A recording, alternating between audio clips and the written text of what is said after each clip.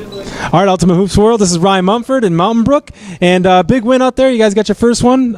Sonny, big pickup today, man. How do you feel? I feel good. I mean, it's my first game playing. These guys already had a head stop, so it was everybody getting together and just playing together and getting used to each other. We still got some work, but I mean, we got a good team, and I mean, everybody got to watch out for us. I mean, CJ helped us out with his quickness and everything, so I mean, we're a force to be reckoned with.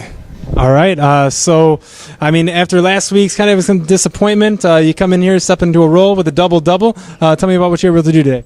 I mean, basically, it was just getting everybody to play. I mean, pass the ball, move the ball, get my teammates, because I kind of figured, I could get shots when I wanted, but, it was a team effort. I had to get the team involved, CJ, everybody else, So now we in sync, and we just got to keep building on it.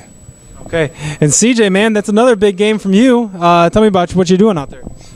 Just trying to play some ball. Keep motivated. Keep moving.